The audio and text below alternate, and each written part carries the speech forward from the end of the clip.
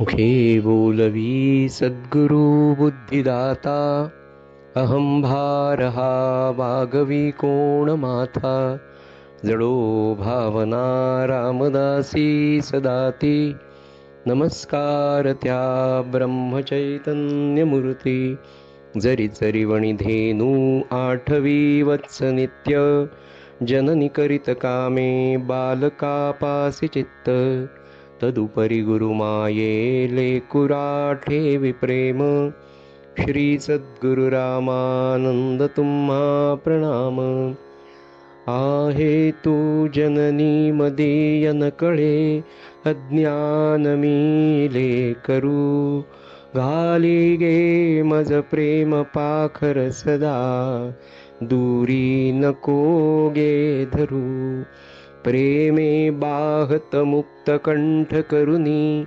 नाही दुजे बंधन प्रल्हादा गुरुराज यानित तुम्हा माझे असो वंदन अधिष्ठान जेते प्रतिष्ठान देखा तिथे जन्मला तो गुणातीत एका तयाचे निनामे चुके जन्म वेथा नमस्कार माझा गुरु एकनाथा श्रीराम समर्थ. नामस्मरण चातुर्मासामध्ये आज 152 पैकी नामस्मरण दिन क्रमांक 15.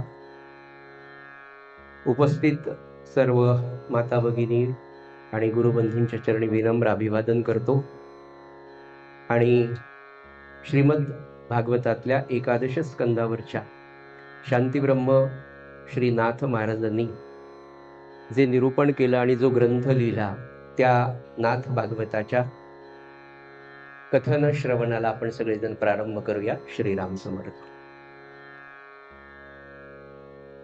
सज्जनो, आपला कालचा विषय असा होता की नाथ महाराज ज्यांचं संपूर्ण आयुष्य ज्या एका सूत्रामध्ये नाथ महाराजांनी बांधलं होतं, नवे नवे सद्गुरूंचं संपूर्ण जीवन ज्यांनी अभ्यासाने आत्मसात केलं होतं, गुरुकृपेने ज्यांना ते संपूर्ण प्राप्त झालं होतं, ते जे सूत्र आहे नाथ महाराजांच्या जीवनाचं किंवा जनार्दन स्वामींच्या, ते सूत्र आहे गृहस्थाश्रम न सांडिता कर्म रेखा न ओलांडिता निज व्यापारी वर्तता आत्मबोधू न मळळे. या 4 सूत्रांमध्ये नाथ महाराजांचं सगळं जीवनचरित्र सामावलेलं आपल्याला दिसतं. अशा या शांती ब्रह्मानी, अशा या प्रकांड पंडित असलेल्या, वैराग्याचा महामेरू असलेला, शांती ब्रह्म असलेला नाथ महाराज आपल्याला एकादश स्कंदामध्ये आत्मज्ञान प्राप्तीसाठी आग्रह धरतात. त्याचं कारण असं आहे की नाथांनी स्वतः ते आत्मज्ञान, ते ब्रह्मज्ञान प्राप्त केलं होतं आणि अखंड त्या आत्मानंदामध्ये, ब्रह्मानंदामध्ये ते राहत होते. तो तुमच्या माझ्या सारख्या सामान्य माणसाला प्राप्त होऊ शकतो का? तर आपण ज्या परंपरेमध्ये आहोत त्या परंपरेचा जरी आपण शांतपणे अभ्यास केला तर सद्गुरू रामानंद महाराजांच्या सच्चरित्रामध्ये, रामानंद महाराजांच्या चरित्रात, रामानंद महाराजांचा जो ज्या ज्या ठिकाणी विद्वत प्रचुर असा संवाद त्यांनी वेगवेगळ्या ठिकाणी साधलेला दिसतो, त्याचा पाया सुद्धा नाथ भागवत आणि दासबोधच होता. विशेषतः दासबोध तर होताच होता, पण अनेक ठिकाणी नाथांनी सद्गुरूंचं, ईश्वराचं महात्म्य सांगत असताना, त्यातही मुख्यतः सद्गुरूंचं महात्म्य सांगत असताना जे जे संदर्भ सद्गुरू रामानंद महाराज देत असत तो नाथांचाच होता, नाथ भागवताचाच होता. थोडंसं मागे जाऊन जेव्हा आपण सद्गुरू ब्रह्मचैतन्य महाराजांचं जीवनचरित्र पाहतो, तेव्हा सुद्धा हाच अनुभव आपल्याला येतो की ब्रह्मचैतन्य महाराज सुद्धा त्यांच्या जीवनचरित्रातल्या अनेक प्रसंगांमध्ये अनेक मोठमोठ्या भक्तांबरोबर, साधकांबरोबर जो संवाद साधत होते, तेव्हा नाथांचं फार सुंदर वर्णन किंवा गृहस्थाश्रमातला आदर्श संत म्हणून नाथांचं उदाहरण थोरले महाराज सुद्धा द्यायचे. आणि ज्या आत्मज्ञानाच्या विषयावर हा ग्रंथ आधारित आहे, त्याच्यामुळे आपल्या महाराजांनी तो इतका अजून सोपा करून सांगितलेला आहे आपल्याला की शांतपणे जर आपण असा विचार केला तर माणसाच्या जीवनामध्ये किंवा मानवी जीवनाचे दोन अंग आपण पाहतो, एक बाह्यांग आणि एक अंतरंग. शतक कोणतंही येऊ द्या, काळ कितीही जाऊ द्या, आपलं बहिरंग किंवा बाह्यांग बदलत जाईल, पण मुळात माणसाचं जे वासनारूपी अंतरंग आहे, हे वासनारूपी अंतरंग कितीही शतकं झाली तरी ते तसंच राहतं. आणि देहबुद्धी देहबुद्धी म्हणजे काय, हा शब्द आपण खूपदा प्रवचनांमध्ये पण ऐकतो की काय हो देहबुद्धी काय असतं. नाथ महाराजांनी इतकं सुंदर सांगितलं, एका वाक्यात सांगितलं पहा. ते म्हणाले, मी देहच आहे अशी ठाम समजूत असणं हीच देहबुद्धी आहे. इथूनच देहबुद्धीला सुरुवात. मी देह आहे, मी या मी आणि माझं याच्यापासून जो काही आपला सगळा परिवार तयार होतो आणि त्या परिवाराच्या आसक्तीमध्ये जे आपण अडकतो, तीही देहबुद्धी. आणि या देहबुद्धीमध्येच आपण सगळेजण कायम वावरत असतो.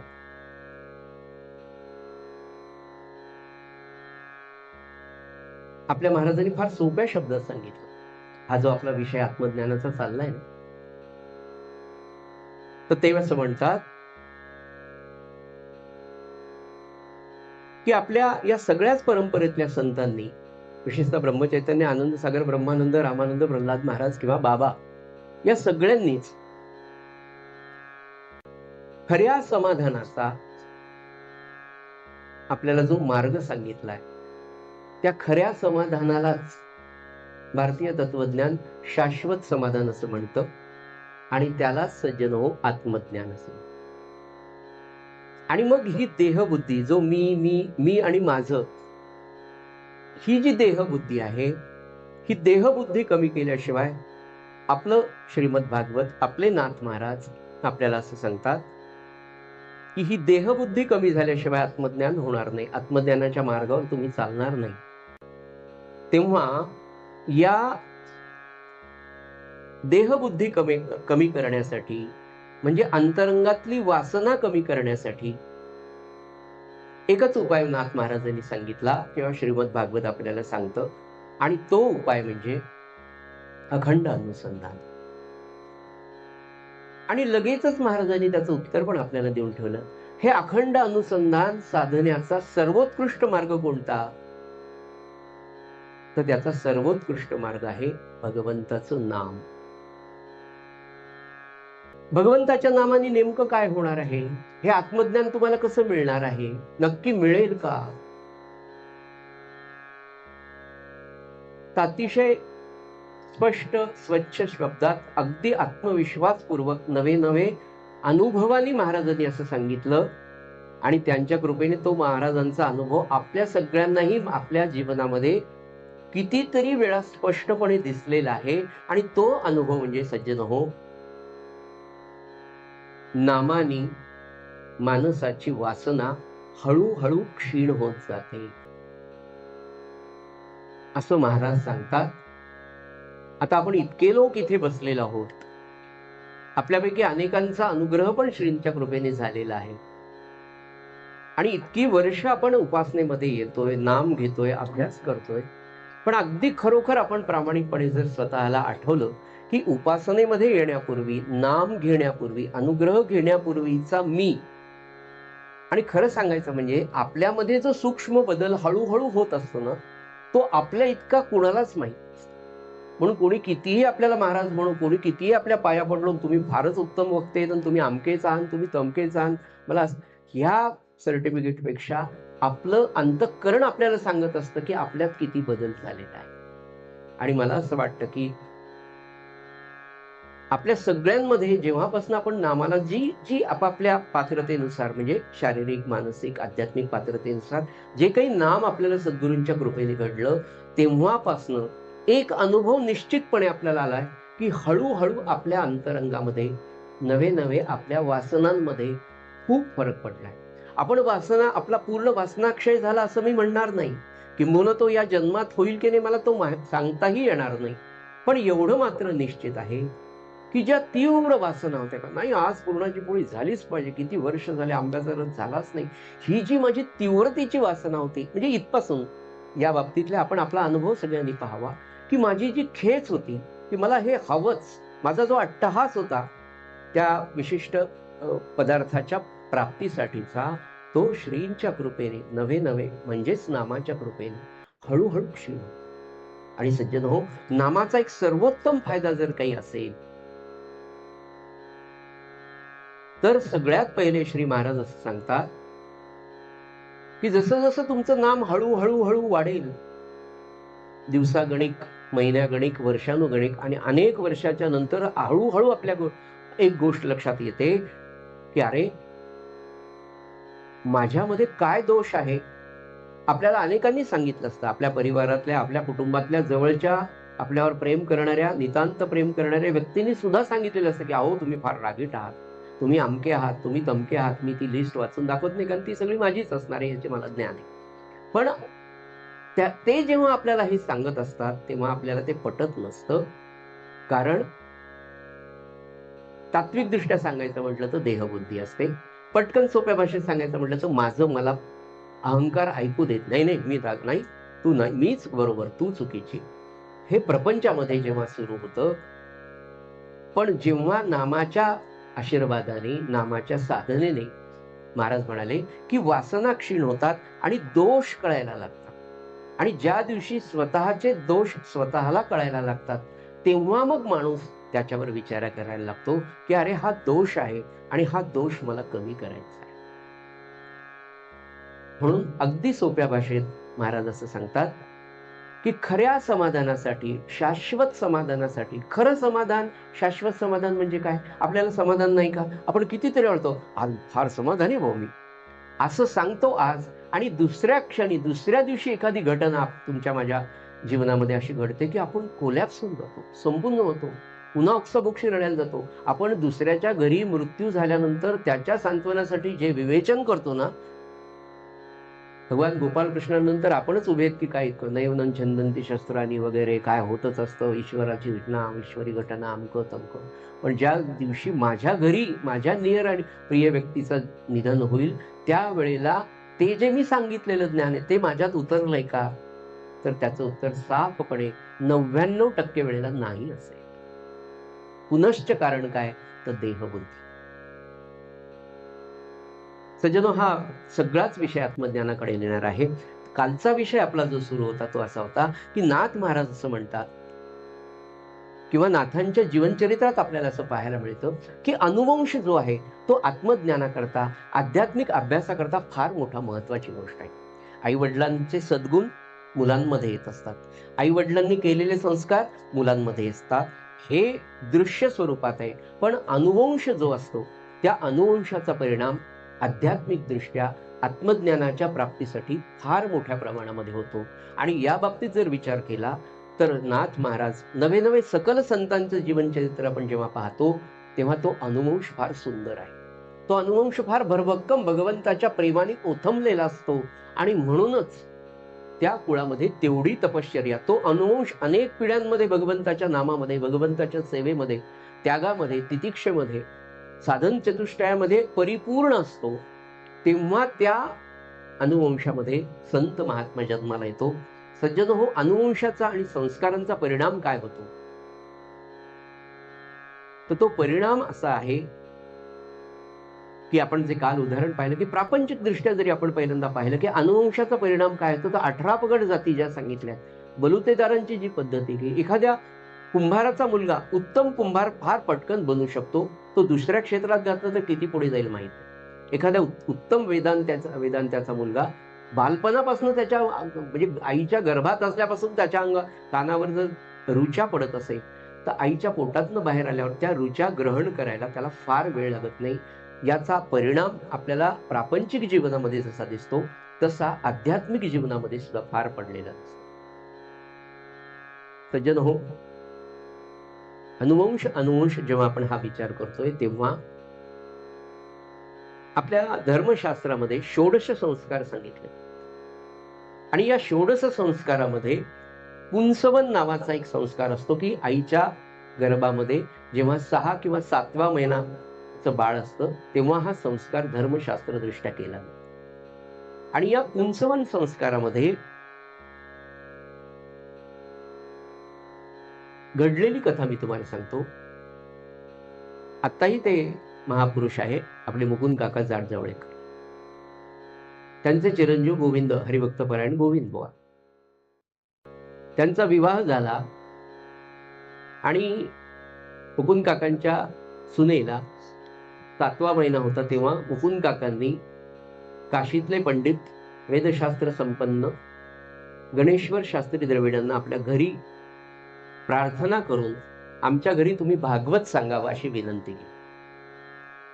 आणि गणेश्वर शास्त्रींनी त्यांच्या घरी 7 दिवस भागवत सांगितलं आणि ते भागवत त्या सुनेला त्यांनी बसून कथन करायला लावलं. हे तर तिने श्रवण केलंच, पण या सगळ्या 9 महिन्याच्या दरम्यान तिने घरी बसून 3 ते 4 वेळा भागवतांची वेगवेगळी पारायण केली, म्हणजे श्रवण केलं. आणि पुढे यथावकाश मुलगा झाला आणि मुलगा जेव्हा रांगायला लागला तेव्हा हा संस्कार पाहायचा असतो, त्याचं फलित पाहायचं असतं. तो जेव्हा रांगायला लागला तेव्हा अशा खोलीमध्ये एका ठिकाणी केरसुनी ठेवली, दुसरीकडे चाकू, काही शस्त्र ठेवली, एका कोपऱ्यामध्ये भागवताचा ग्रंथ ठेवला, एका कोपऱ्यामध्ये टोपलं, कुऱ्हाड, फावडं असं ठेवलं. हे त्या मुलांनी 7व्या महिन्यापर्यंत कधीही पाहिलेलं नव्हतं. हे सगळं ठेवून दिलं आणि ती आई त्या मुलाला घेऊन त्या खोलीमध्ये प्रवेशित करती झाली आणि त्या मुलाला रांगायला सोडलं. आपल्या सगळ्यांना हा अनुभव असतो की रांगायच्या आधी मुलगा सगळीकडे पाहून घेतो आणि मग रांगायला सुरुवात करतो. आणि त्याच्या आवडीची वस्तू जिकडे असते,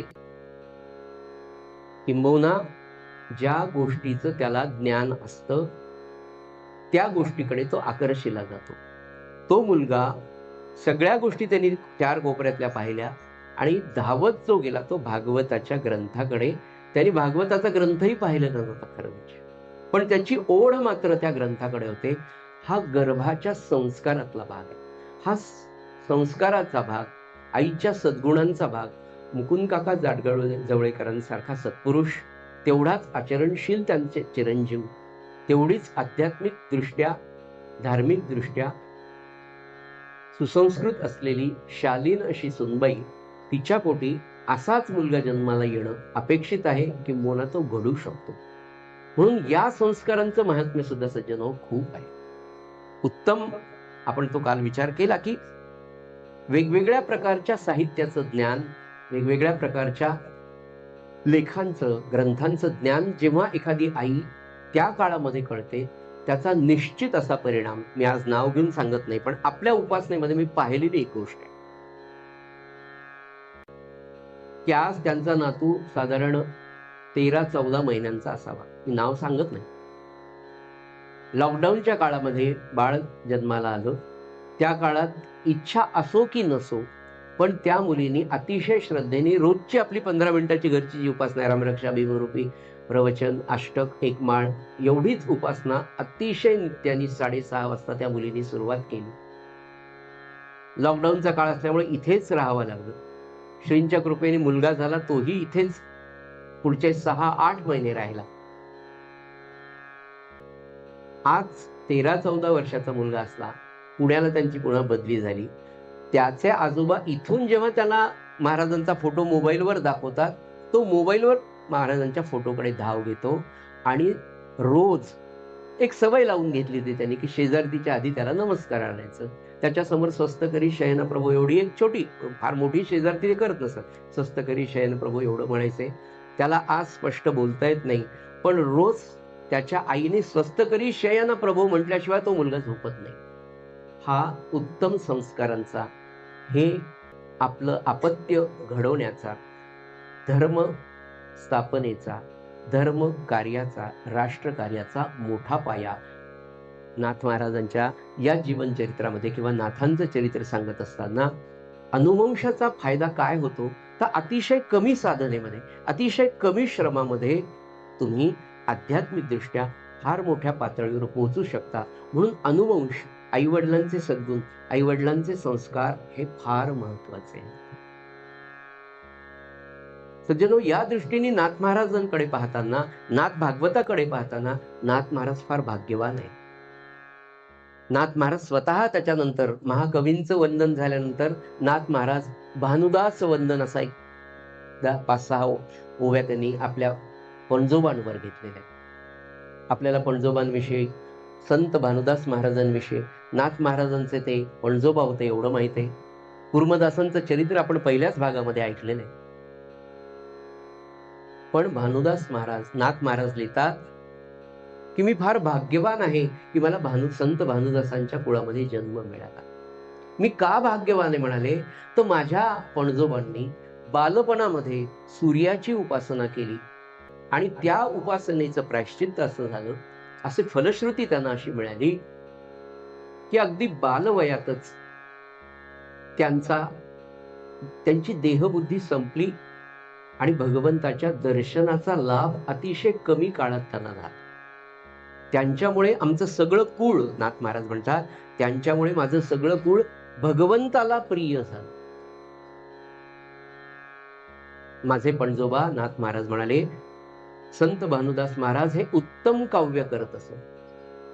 इतक्या उच्च प्रतीचं, इतकं भावपूर्ण, अभिरुची उन्नत असलेलं असं काव्य भानुदास महाराज करायचे. आणि नाथ महाराज लिहितात, सांगतात की भानुदास महाराजांचं काव्य किती उच्च प्रतीचं होतं.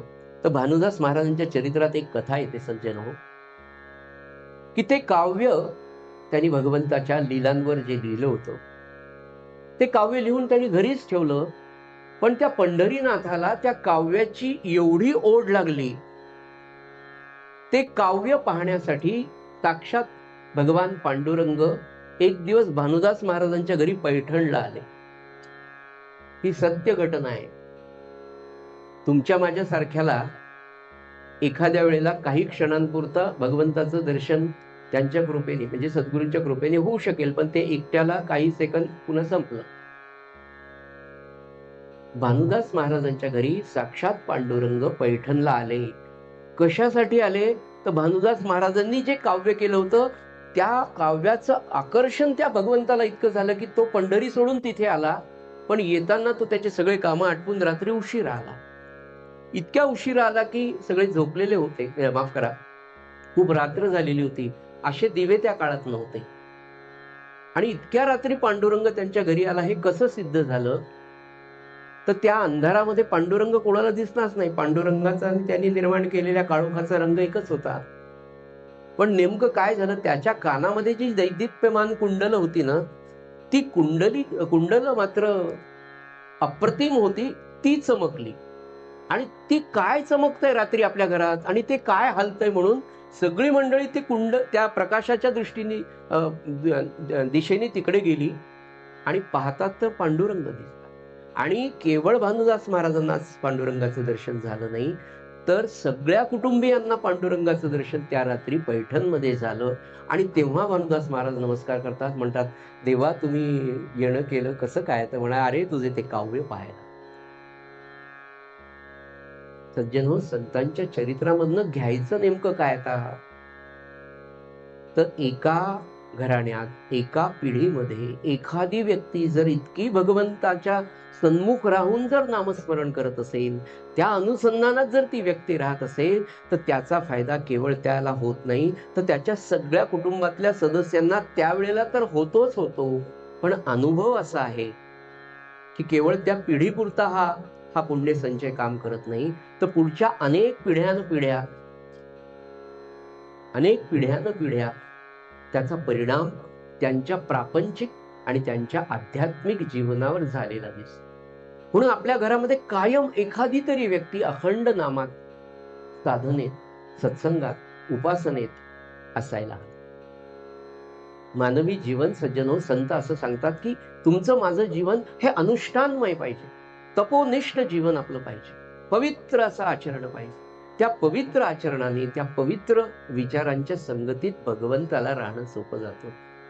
मी तुम्हाला काय सांगू, आपल्या नित्याच्या प्रवचनामध्ये महाराज नेहमी सांगतात की अरे मी तुझ्या घरी यायला तयार आहे, नवे नवे मी तुझ्या दारामध्ये अखंड उभा आहे. महाराजांचं एक बोधवचन मी तुम्हाला सांगतो, आपल्याला ते माहीतही असेल. एक बोधवचन आहे महाराजांचं. ते बोधवचन ऐकल्यानंतर, वाचल्यानंतरच आता तुम्हाला सांगेन, पण वाचताना सुद्धा अंगावर काटा येतो. ते काय विनम्रता आहे महाराजांची. महाराज म्हणाले,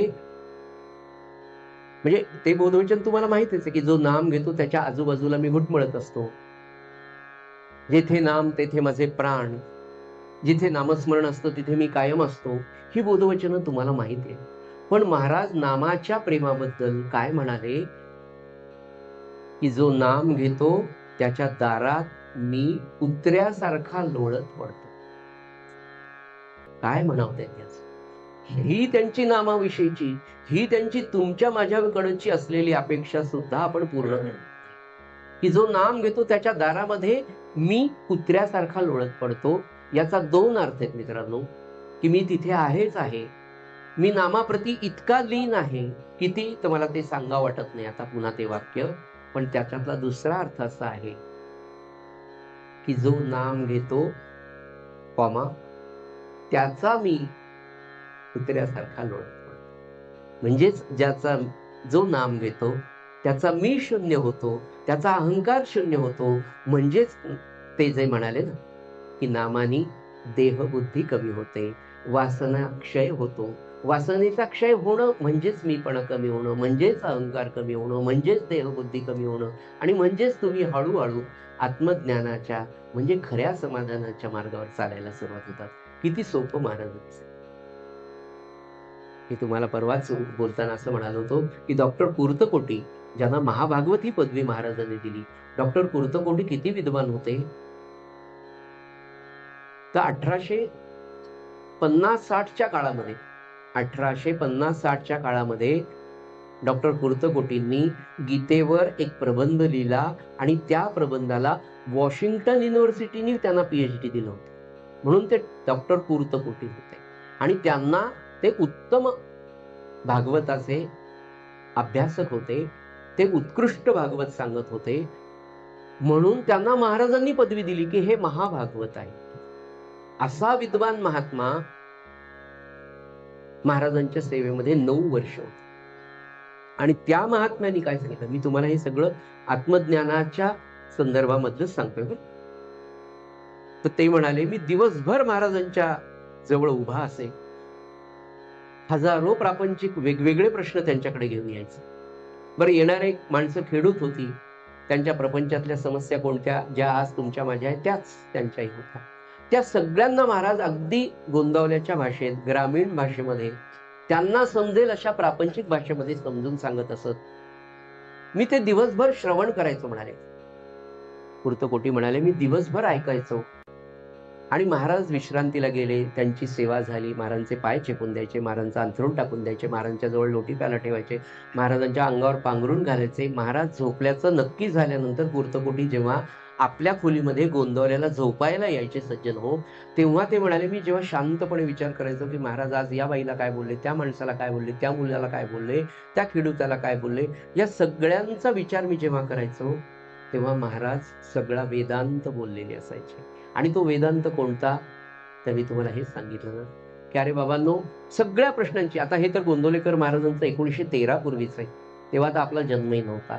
पण मी तुम्हाला पाहिलेलं जे सांगतो की सद्गुरू प्रल्हाद महाराजांकडे सुद्धा इतकी माणसं प्रश्न विचारायची आणि सगळ्यांचे प्रश्न साधारणपणे कॉमनच असायचे. हिला मुलगा झाला नाही, याचं लग्न झालं नाही, त्याला नोकरी लागली नाही, इतके वर्ष आमचं झालं नाही, असं झालं नाही, शेती विकली नाही, हेच प्रश्न त्यांचे असायचे. काही म्हणायचे महाराज मला आमका आजार झाला आणि मला बरंच नाही. मला आपल्याला ती गोष्ट माहिती आहे की आदरणीय प्रल्हादराव डोणगावकर नावाचे ग्रस्त होते, ज्यांची भेट मला झालेली आहे. ते आपल्या नांदेडमध्ये आलेले आहेत. वयाच्या 84व्या वर्षी हा महात्मा 2001 साली नांदेडला आला. 6 फूट उंच, गोरे पान आणि नामस्मरणाने, नामसाधने डोळे, अगदी निळेशार डोळे. म्हणजे आता तुम्ही बाबांचे डोळे जर पाहिले, ज्यांना कोणी बाबांना पाहिलं आणि बाबांचे डोळे पाहिले असतील, अगदी निळे निळे समुद्रासारखे डोळे, नामसाधनेने झालेला महात्मा, 13 कोटीच्या वर जप झालेला हा महात्मा, सद्गुरू प्रल्हाद महाराजांचे पूर्ण कृपा आशीर्वाद, प्रापंचिक नवे नवे पारमार्थिक असलेला असा हा महात्मा, ज्यांच्या सहवासात श्रींच्या कृपेने मला खूप वर्ष राहायला मिळालं, ज्यांचा सहवास, आशीर्वाद, प्रेम सगळं सगळं मला मिळालं. त्यांनी मला सांगितलेली गोष्ट मी तुम्हाला सांगतो. त्यांना एवढं असून सुद्धा, म्हणजे जैशी स्थिती आहे तैशा परी राहे, कौतुक पाहे संचिताचे, एवढी त्यांची नामसाधना किंवा काही असतानाच्या आधीच्या काळामध्ये एका ब्रह्मपिशाच्यानी त्यांना बांधलं आणि त्यांनी त्यांचे डोळे घातले. सगळं फिरले, सगळे दवाखाने झाले. एका दिवशी अचानक त्यांची दृष्टी गेली. डोळे तर उघडे दिसतायत डोळे, पण त्यातली दृष्टी, चर्मचक्षु होते पण दृष्टी गेली. केवढे उपाय करून सांगावं म्हणून मला सांगायला सुद्धा कसं तरी होतं. शेवटी त्यांच्या मुलांनी त्यांना औरंगाबादच्या शहानूरमी या दर्गामध्ये नेलं की इथे तरी काही त्यांच्यावर छाछू करून ते मोरपीस फिरून फकीराकडून काहीतरी उपाय असतात, इथे नाही फरक पडला तिथे जाव, जो मरता वो क्या न करता. आणि त्या शहानूर मिया दर्ग्यामध्ये हे अखंड नामामध्ये असे. ते म्हणायचे अरे काही लिहू नका, मला हे चांगलं वाटेल. त्यांनी सांगितलेली गोष्ट, यात माझा एकही शब्द मी घालत नाही बरं. ते म्हणाले मी तिथे जपच करत होतो आणि तिथे माझ्या कानामध्ये एका सत्पुरुषाचे शब्द ऐकू आले, तू इथून उठ, तुझे महाराज इथेच आलेले आहेत, तुझ्या महाराजांजवळ जा, तुझं काम होईल. यांना माहीतही नाही. आणि त्यावेळेला नागेश्वरवाडीमध्ये जोशींकडे महाराज घाटीमध्ये काहीतरी महाराजांची प्रकृती दाखवण्याच्या निमित्ताने तिथे आलेले. त्यांच्या मुलांनी, त्यांच्या पत्नीने महाराजांना त्या नागेश्वरवाडीतल्या त्या भक्ताकडे नेलं. दुपारचा नैवेद्य महाराजांचा रामरायाचा झाला होता. महाराजांना थोडं बरं नव्हतं म्हणून महाराज वामकुक्षीसाठी आतल्या रूम मध्ये असं पोहडलेले होते आणि इथे रामराय मांडलेले होते. इथे सगळे पंक्ती वगैरे चालल्या होत्या. प्रल्हादराव डोणगावकर दोन्ही डोळ्यांनी दिसत नाही, एक हात पत्नीने एक हात मुलांनी धरून यांना तिथे नेलं, बसवलं. यांना काहीच दिसत नव्हतं, डोळे तर उघडे होते. आणि तेवढ्यात त्यांची पत्नी प्रार्थना करू लागली. लोक त्या जे सेवेकरी होती त्यांना म्हणले, अहो महाराजांना आम्हाला भेटायचं, यांची नजर गेली, हे ते. महाराज बाहेर आले. त्या बाईंनी सगळी कथा सांगितली. तेव्हा महाराज काय म्हणाले हे मला तुम्हाला सांगायचं. महाराज म्हणाले अरे मलाच बरं नाही. ते म्हणाले अहो यांची दृष्टी गेली, यांची दृष्टी आणून द्या. महाराज म्हणले अहो मलाच बरं नाही म्हणून माझी प्रकृती मी डॉक्टरला दाखवायला आले, मला काही येत नाही. ब्रह्मज्ञानी असलेला पुरुष काय असतो, मी कोणी नाही. देहबुद्धी नाहीच ना. जिथे देहबुद्धीच राहिली नव्हती तेव्हा मी काही करतो, आंबा असं करतो, डोळ्यावरून हात फिरवतो, आमका हा चमत्काराला महाराजांच्या नवे नवे आपल्या सगळ्या परंपरेतल्या संतांचं वैशिष्ट्य सज्जन हो. मी हा शब्द ब्रह्मचैतन्य, आनंदसागर, ब्रह्मानंद, रामानंद, प्रल्हाद महाराज आणि बाबा यांनी कधीही काढलेला ऐकिवात नाही.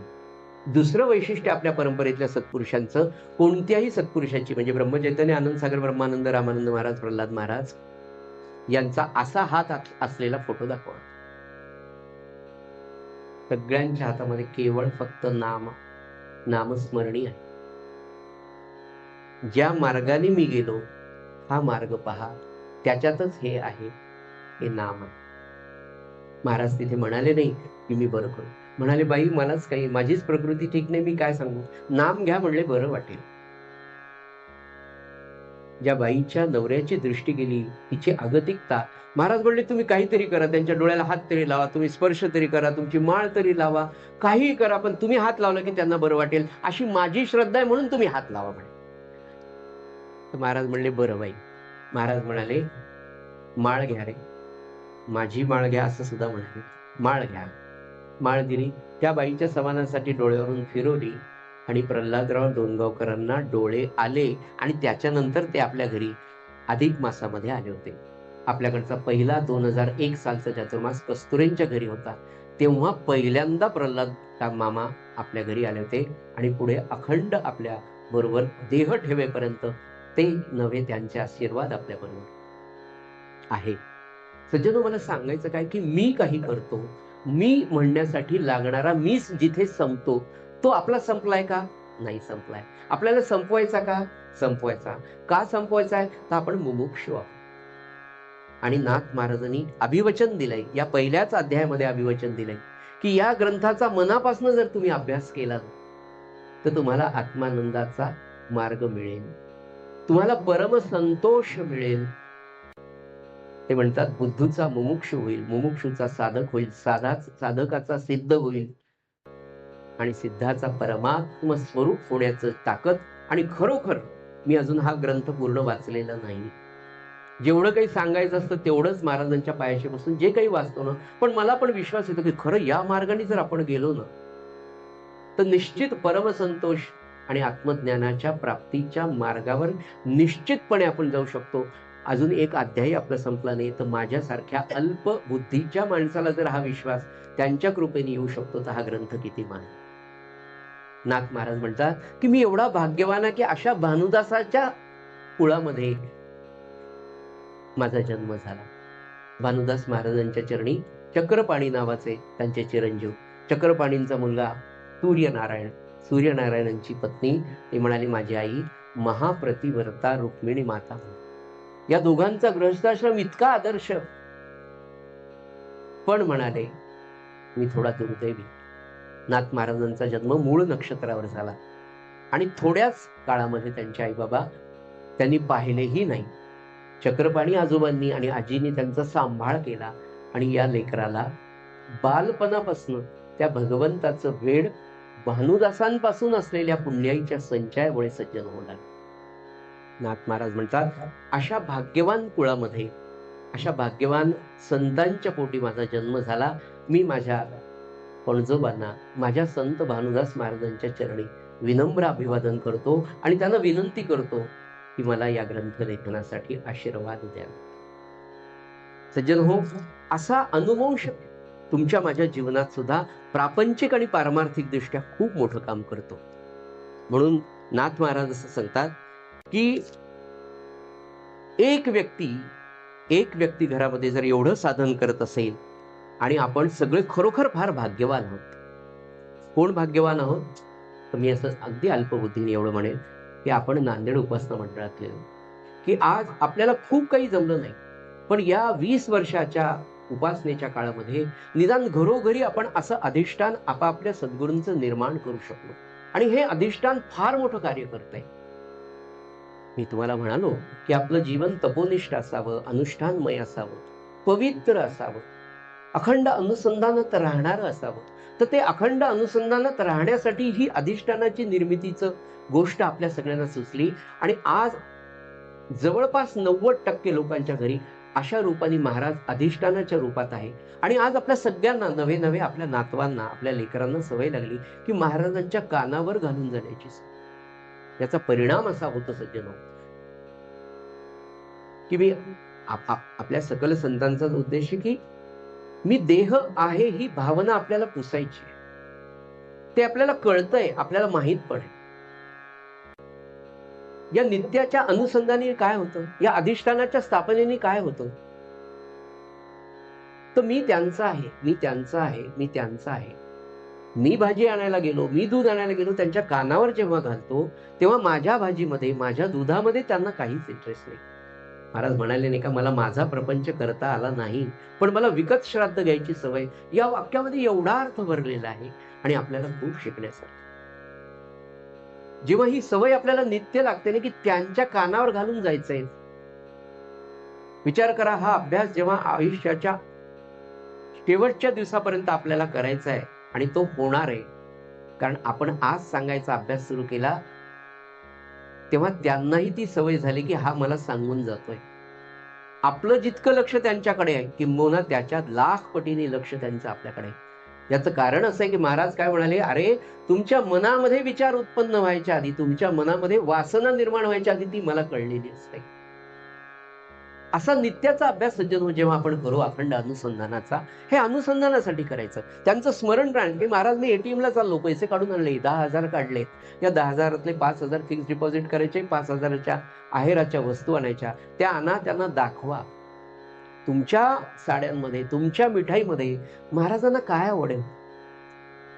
तुम्हा योग्य नाही काही, इच्छेरहित भोजन आपण जेव्हा म्हणतो, त्यांच्या इच्छेचं भोजन आपण त्यांना देऊच शकत नाही. तुम्हा योग्य नाही काही, पण गोड करून या घे. आपण जी मिठाई आणतो, आपण जी वस्त्र आणतो, आपण जी चप्पल आणतो मी, दाखवा ना त्यांना दोन. महाराज ही 320 रुपयाची चप्पल आहे, थोडी महाग पडली. संवाद होतो. या अखंड संवादाचा परिणाम सज्जनो, ज्या दिवशी मला माझ्या आयुष्याचा शेवटचा दिवस येईल, मी शुद्धीत असेन नसेन, पण जोपर्यंत शुद्धीमध्ये मी आहे तोपर्यंत मला नित्याची सवय लागते, की त्यांच्या कानावर घालायचे. तुम्ही बेशुद्धीत जरी चाललात, आपल्याकडे डॉक्टर जोगळेकर म्हणून होते, 2018ला त्यांनी देह ठेवला. त्यांचा सहवास मला मिळाला. थोरल्या महाराजांचे अतिशय आदर्श असे शिष्य मला पाहायला मिळाले. एक दिवस असंच त्यांच्या पत्नी आणि मी एका कॉलेजमध्ये, दुपारी 4:30ची वेळ होती, त्यांचा मला फोन आला जोगळेकर बाईंचा, की तुम्ही ताबडतोब या, यांना थोडं छातीत पेन्स होत आहेत, बहुतेक हार्ट अटॅक असावा, तुम्ही आलात तर आपण त्यांना दवाखान्यात घेऊन जाऊ. मी गेलो, ते उठून बसले. मी म्हटलं आपण आता अश्विनी हॉस्पिटलमध्ये जाऊया. बरं म्हणाले. कपडे घातले. महाराजांची तसबीर समोर होती, तिला नमस्कार केला. म्हणाले, महाराज छातीमध्ये दुखतंय, बहुतेक हार्ट अटॅक असावा असं मला वाटतंय. मुळे सर आले, त्यांच्याबरोबर अश्विनी हॉस्पिटलमध्ये चाललो. आपण योग्य ते करा. मला हार्ट अटॅक येऊ देऊ नका, मला अँजिओप्लास्टी होऊ देऊ नका, माझं बायपास होऊ देऊ नका, मला पूर्ण बरं करा, मला पैसाच लागू देऊ नका, असं ते काहीही म्हणाले नाही. ही पहिली महाराजांच्या अस्तित्वाची, नवे नवे नित्याच्या अभ्यासाची सवय किती घेण्यासारखी. यथावकाश अश्विनीत गेले, 2-4 इंजेक्शन, शेवट 4 दिवसांनी घरी पोहोचवलं. डॉक्टर म्हणाले माइल्ड अटॅक आहे, पण तुम्ही एकदा अँजिओग्राफी करून घ्या, अँजिओप्लास्टीच्या तयारीने जा, वगैरे वगैरे. नमस्कार म्हणाले, घरी आले, महाराजांना सांगितलं आणि डॉक्टरांना कळवलं की मला अँजिओप्लास्टी करायची नाही, मला अँजिओग्राफी करायची नाही, प्लास्टिक करायची नाही, बायपास करायची नाही. माझं 75 वर्षांचं वय झालंय, याच्या पुढे मला कुठलीही मोठी ट्रीटमेंट घ्यायची नाही. नुसत्या गोळ्या औषधावर राहिलेला 13 कोटी जप माझा 11.5 कोटी झालेला आहे. राहिलेलं जप बाबा एवढीच महाराज प्रार्थना आहे, तोपर्यंत गोळ्यावर झालं तर बरं होईल, नाही झाला. आणि महाराजांचा माणूस कसा, ते काय म्हणाले, मी 13 कोटीचा संकल्प त्यांच्या कृपेने केला. संकल्प तर केला म्हणाले, पण म्हणाले प्रारब्धात असेल, त्यांची इच्छा असेल तर या जन्मात होईल, आणि नाही झाला या जन्मात तर मला मी मरत असताना, मी देह ठेवत असताना माझी ही कायम इच्छा राहील की अरे माझा 13 कोटी राहिलाय, 13 कोटी राहिला. या चिंतनामध्ये मी मृत्यू माझा होईल, पण मला पुढचा जन्म मिळेल तो फक्त नामासाठी मिळेल, याची मला खात्री आहे. कारण मला माझा बाप, माझा मायबाप फार मोठा आहे. सज्जनो, ही सद्गुरु निष्ठा तुम्हा आम्हाला किती शिकण्यासाठी, की 13 कोटीचं होईल की नाही, आज तुम्हाला काय करायचं, करून तर टाका. नाही झाला तर ते पाहतील, नाही झाला तर स्पेशल जन्म देतील. आपली वासना खरी की नाही. विषय होता अनुसंधानाचा. तर ज्या दिवशी माझा शेवटचा दिवस येईल, त्या दिवशी सुद्धा मला जर हॉस्पिटलमध्ये न्यायचं काम पडलं तर मी महाराजांना सांगून जाईल, महाराज चला हॉस्पिटलमध्ये जायचं. तुम्ही गेलात, कोमामध्ये जरी गेलात, पण जाण्याच्या आधी तुम्ही स्मृतीमध्ये त्यांचं हे केलेलं आहे. जाताना सुद्धा तुमचा देह जाणार आहे, तुमचा सूक्ष्म देह, त्या सूक्ष्म देहाला ही सवय लागलेली. म्हणजे आपण जो परवा विषय पाहिला ना, की आपलं धर्मशास्त्र असं सांगतं की स्त्रियांनी पतीला परमेश्वर किंवा ब्रह्म मानून आयुष्यभर राहावं, पुरुषांनी परस्त्रीला माते समान मानून राहावं. यातलं स्त्रियांनी ब्रह्म मानणं म्हणजे अखंड ब्रह्माचं चिंतन तिला होण्यासाठी तिला आवडणारा पती हा पती नसून तो ब्रह्म आहे, तर पतीच्या रूपात तिला ब्रह्माचं आणि परमेश्वराचं अखंड चिंतन होईल आणि त्यातच तिचा उद्धार आहे. नवे नवे साधकासाठी, पुरुषांसाठी सुद्धा रामानंद महाराजांच्या पोथीमध्ये आपण म्हटलंय ना की कृष्णा माऊलींनी जेव्हा देह ठेवला, म्हटलं ना तुम्हाला, लोक काही कमी नसतात, कोणालाच सोडत नाही. सद्गुरू रामानंद महाराजांना इन्फ्लुएन्झाचा ताप आलेला होता. कृष्णामाईंना इन्फ्लुएन्झाच्याच तापेमध्ये त्या गेल्या. रामानंद महाराजांसारखा महात्मा त्यांच्या पत्नीच्या अंत्यसंस्काराला जाण्यासारखी त्यांची शारीरिक प्रकृती नव्हती, पण कर्तव्य म्हणून ते दोन माणसाच्या खांद्यावर हात ठेवून आपल्या पत्नीच्या अंतिम संस्काराला गेले आणि त्याच्यानंतर 14व्या दिवशी त्यांच्या सहवासात त्यांच्याच तिथे रोज पुरणाची पोळी खाणारी माणसं रामानंद महाराजांना म्हणाली, महाराज तुमचं हे थोडंसं चुकल्यासारखंच वाटतं, त्यावेळेला कृष्णामाईंनी तुमची आठवण केली तुम्ही आले नाहीत, हे काही बरं झालं नाही. तर तेव्हा रामानंद महाराजांनी जे उत्तर दिलं तेव्हा ते म्हणाले, माझ्या गुरुनी जे सांगितलं, शास्त्राचं जे ज्ञान मला थोडंफार माझ्या गुरुच्या कृपेने आहे, त्याच्यामध्ये ते सांगतं शास्त्र की अंतेमती सागतीही, याच्यावर माझा विश्वास आहे. मी जर तिच्या अंतकाळी तिच्या जवळ गेलो असतो तर तिचं लक्ष हे माझ्यात किंवा मुलामध्ये अडकलं असतं. ती जेव्हा तिचा अंतकाळ साधत होती, तिच्या अंतकाळाची वेळ होती, तेव्हा मी वर माझ्या सद्गुरूंचं चिंतन करत होतो. अजून एक महत्वाचा मुद्दा रामानंद महाराज त्या ग्रंथामध्ये सांगतात की स्त्रियांना पती हा परमेश्वर आहे आणि पुरुषांना सद्गुरू सदैव असं एक ओवी आहे. स्त्रियांसाठी पती हा परमेश्वर, पुरुषांसाठी सद्गुरू सदैव. म्हणून मी सद्गुरूंच्या चिंतनात होती, ती माझं चिंतन करत होती आणि पुरुषांचं कर्तव्य अखंड सद्गुरूंच्या चिंतनात राहावं. यामुळे तिला तिचा अंतकाळ साधला. मी जर तिच्या जवळ गेलो असतो तर तिला मुलाचं प्रेम, मुलाची काळजी वाटली असती आणि ती कुठेतरी असं म्हटली असते की अहो मी जाते, लेकरू तुमच्याकडे ठेवते, याला सांभाळा, या चिंतनात जर ती गेली असती तर तिचा अंतकाळ साधला नसता आणि पारमार्थिक दृष्ट्या मी नवरा म्हणून अपराधी ठरलो असतो. एवढं सुंदर वाङ्मय, इतकं सुंदर ज्ञान कोणत्या तरी कादंबरीत, ग्रंथात आहे का? संतांच्या चरित्राची पारायण याच्यासाठी काय, पोथी तुमच्या पाठ असेल, ओव्या तुमच्या पाठ असेल, होतील आणि त्या ओव्या पाठ झाल्यानंतरच जे चिंतन होईल ना, पाठांतराची गरज नाही, पण तो सार गर्भ होण्यासाठी पारायणांची आवृत्तीची गरज आहे. आज उपासना आपली पाठ आहे, म्हणून पाठ असलेली उपासना आपण जेव्हा म्हणतो तेव्हा शब्दांच्याकडे, शब्दाच्या सरलार्थाकडे, शब्दाच्या शब्दार्थाकडे आणि हळूहळू भावार्थाकडे माणसाचं लक्ष जातं. म्हणून नित्य उपासनेला येणं व उपासना मुखोद्गत असणं गरजेचं आहे. आपल्या संपूर्ण काकड आरतीमध्ये नाथ भागवताचाच विषय केला, मनोवृत्तीचा करून काकडा, सत्व रज तमो गुणांचा काकडा केला. किती सुंदर सगळा वेदांत आहे. मी म्हटलं ना पहिलीच आरती जी आपली, जय जय आरती श्री गुरु राया सद्गुरु राया, मी जीव हा भ्रम द्वैत पसारा, देहबुद्धीचं पहिलं कारण पहिल्याच आरतीमध्ये असताना आपण ओवाळतो, म्हणतो, झालं. असं होत नाही. जेव्हा आपण नित्य दर गुरुवारच्या इतकी वर्ष झाली केव्हा तरी छानपैकी खऱ्या अर्थाने डोळे लावतो, म्हणजे झोपत नाही पण डोळे लावून महाराज माझ्या समोर आहे आणि ती आरती मी त्यांना ओवाळतो आहे. ओवाळताना शब्दांकडे माझं जेव्हा लक्ष आहे, नवे नवे भावार्थाकडे जेव्हा लक्ष आहे, तेव्हा जी भावनिर्मिती होते आणि तेव्हा जी एकाग्रता होते, तेव्हा नाथ महाराजांना अपेक्षित असलेला एकत्वपणाचा भाव आपल्याला गुरूंच्या कृपेने साधतो. महाराजांना सुद्धा सज्जनो हेच अपेक्षित. म्हणून अनुष्ठानमय जीवन, अधिष्ठानाचं जीवन, अनुसंधानाचं जीवन याच्यासाठी आवश्यक. फार गोष्टी याच्यासाठी कराव्या लागत नाहीत आणि जेव्हा आपण अशा अनुसंधानाच्या अखंड कार्यामध्ये किंवा त्या स्थितीमध्ये राहतो तर तो भाव मानवी जीवनामध्ये अभ्यासाच्या दृष्टीने, अध्यात्मशास्त्राच्या आणि खरं हे अध्यात्मशास्त्र परमार्थशास्त्र म्हणत असताना हे सगळं कशासाठी करायचं, तर महाराज जसं म्हणाले, खऱ्या समाधानासाठी, शाश्वत समाधानासाठी. पुनश्च विनंती करतो, सांगतो की शाश्वत समाधान म्हणजे जे कशावरच अवलंबून नसतं. आपण पाहतो ना, गजानन महाराजांच्या चरित्रात पहा, विदेह स्थितीतला हा महात्मा होता.